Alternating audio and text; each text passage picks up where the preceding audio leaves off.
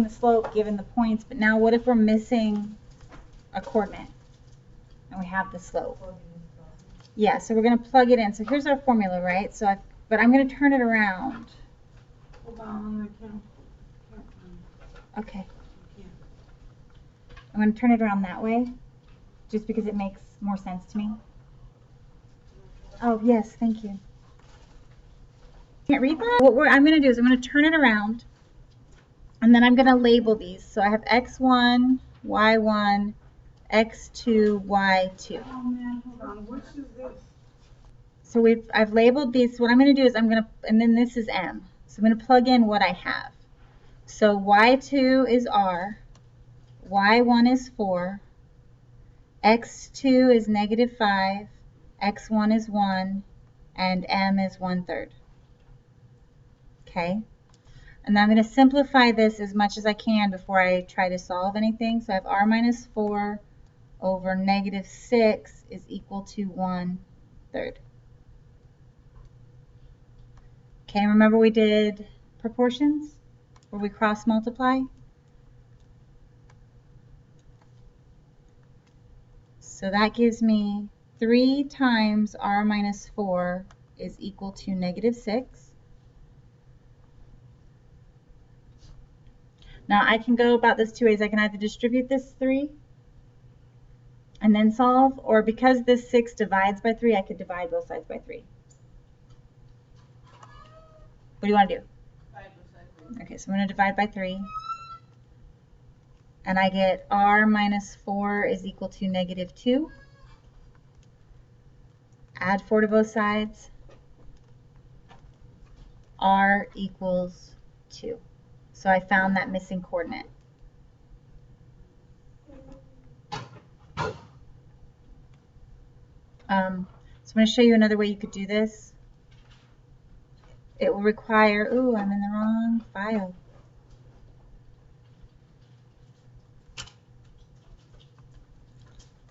It will require graph paper. So, all right. So my points were 1, 4, right? 1 and 4.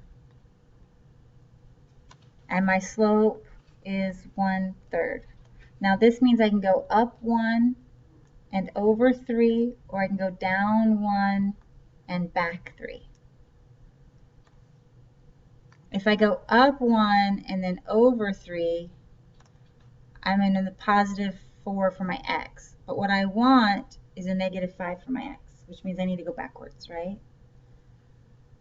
So I can go down 1, back 3, down 1, back 3. Wait, down 1, 1, 2, 3, back 3. Sorry. Knew I counted wrong. Here's my -5 that I wanted for my x, right? Here's my y.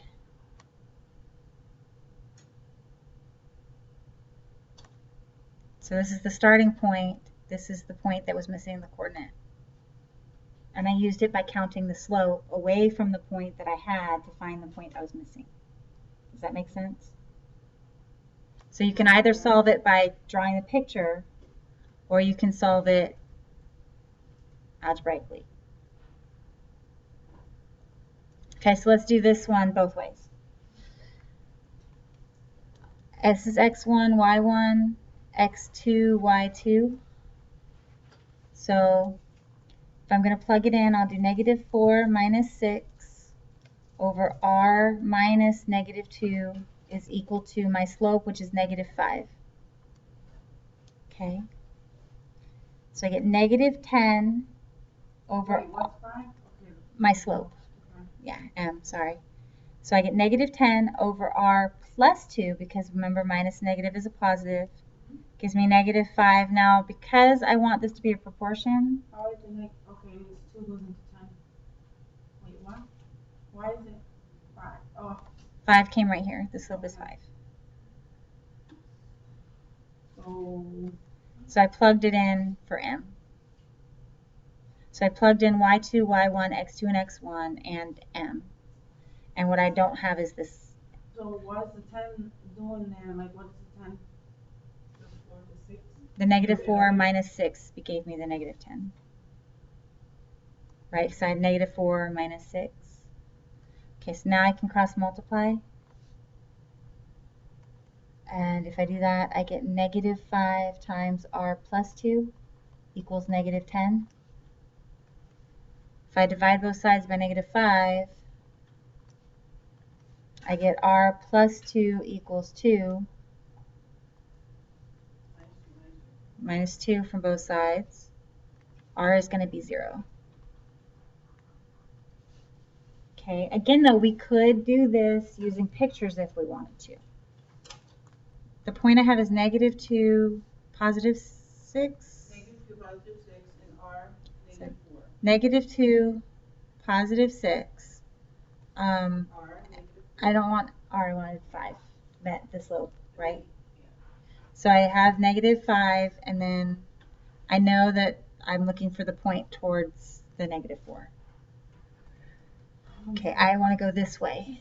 Oh, okay. Right, because I want to find, sorry, my y is negative 4. That's here. Why is that point up there again? Because this is the point that I had. Negative 2, 6. Negative 2, 6? Why would you choose? Okay, because I don't know this one. Okay. So I'm trying to find this one. Okay. So my slope is negative 5, which is the same thing as negative 5 over 1, which means I'm going to go down 5 over 1. So I go 1, let me do a different color. I go 1, 2, 3, 4, 5 over 1. 1, 2, 3, 4, 5 over 1. I'm at that y that I had, which was negative 4, so that means r equals 0. Because this point is 0, negative 4. And I had the negative 4, I just didn't know what the r was. Does that make sense? So you can do this either way. You can either do the equation or you can draw a picture. And I don't mind which way you do it as long as you do the way that makes sense to you. Okay? So if I pick him up and I move him to the other side, it's like if you're being traded on a sports team.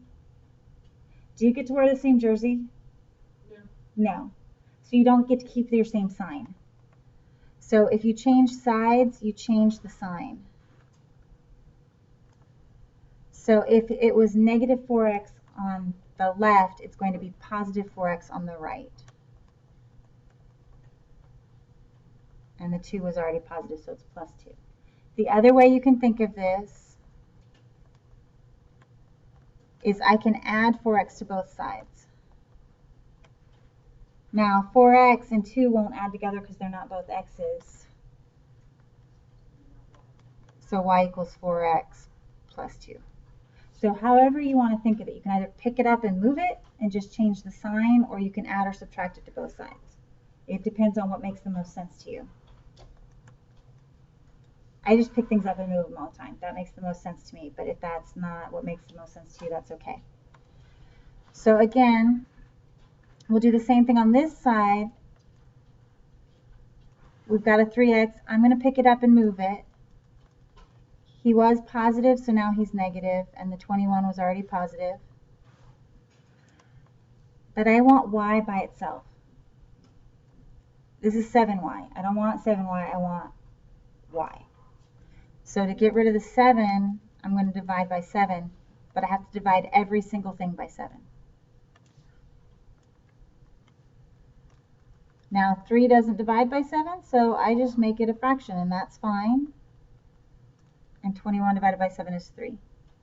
So here's my mx and here's my b.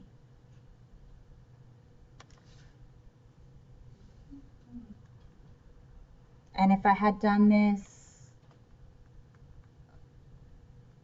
the other way, I would have subtracted 3x from both sides, which is fine.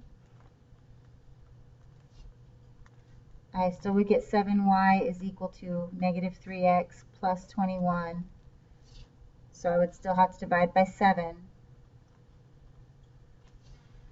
And so I would still get y is equal to negative 3/7 x plus 3. So however you like to do it, either way is fine. Here I don't have an x, so I don't have anything to move, but I still want y by itself. So I have to divide by 15. Well, 3/15, 3 and 15 both divide by 3, so that's the same as 1/5, so y equals 1/5. Basically what I'm saying is there are 0 x's. So it's still in the right form because it's y equals whatever's left. So don't let that trip you up if there are no x's. I would like you to try this one just real quickly on your own, and we'll see how you do. Gotten it into this format, y equals mx plus b, we can use this to identify the slope and the y-intercept. Now, first of all, the y-intercept is where the line hits the y-axis. Okay. Now, if I have this into y equals mx plus b format, I'm going to move that down a little bit so there's more space.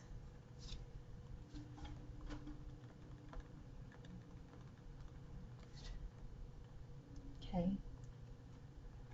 M is my slope.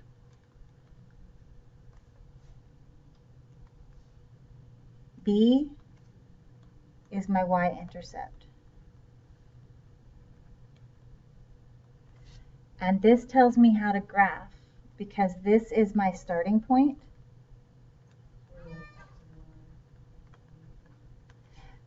And these are my directions.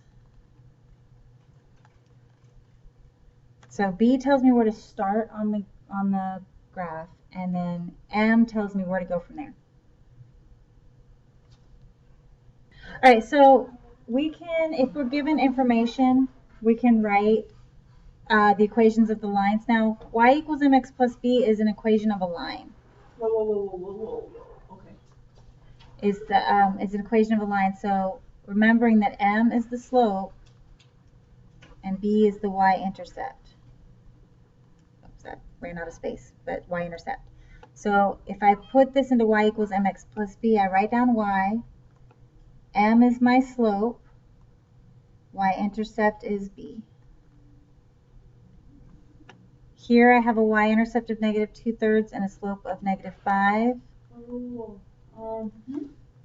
M is my slope, b is my y-intercept. So I replace m with my slope and b with my y-intercept. I hate doing this pleasant stuff. So slope is negative 5. Y-intercept is negative 2/3.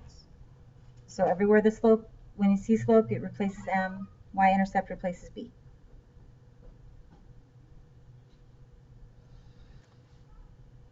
Okay, so this is m, this is b. So y equals 3/4 x minus 1. Here's m, here's b. Y equals negative 5/7 x minus 2/3. Okay. Okay? So slope is m, y-intercept is b. Okay. The point of that is to make graphing less complicated. So I have negative 4x plus y equals 2. So that's negative 4, right? Nope, I'm going to move this over. And put y by itself? Yep, and we're going to put y by itself. And because I changed sides, I changed signs. Can I, does it matter where the 4 goes? Can it go before or after, or always has to go before the 2? It's standard to put it before. Okay. So that you make it look like this. Okay. So we usually put it before. Now this is my y-intercept, right? So this is my starting point.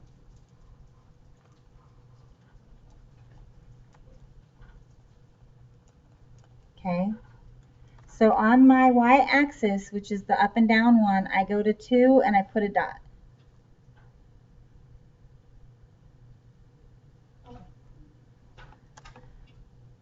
Now this is my slope,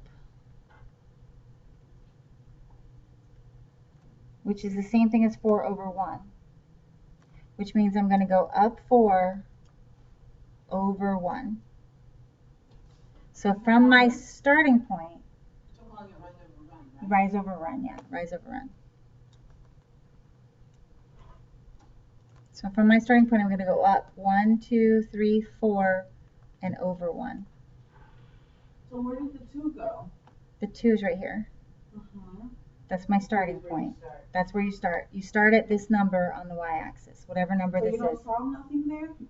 No, you can't. You have 2 variables. If you have 2 variables and 1 equation, you can't solve it. You can just graph it. So that's all we're doing is we're graphing. The actual answer to this is going to be the picture. Okay. So once I have the 2 dots, I draw a line connecting the dots. Okay, and we extend it out,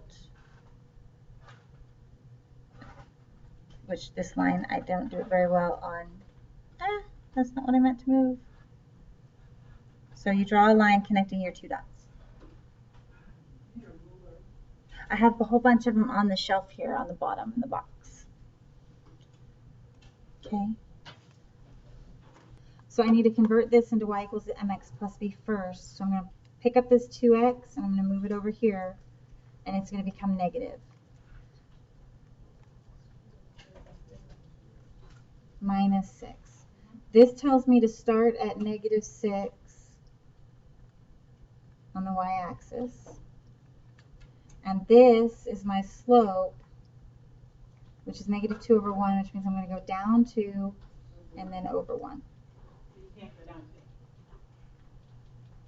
2.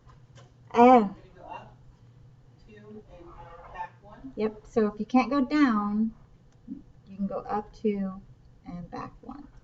So we're going to start at negative 6. That's right here. So I go back 2, or sorry, up 2, 1, 2, back 1. 1, 2, back 1. I only need 2 points, but if it makes you feel better to have more, you can always keep going. And then I connect the dots.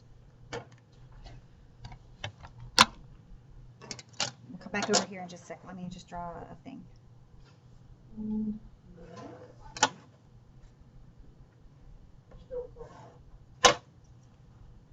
Thank you.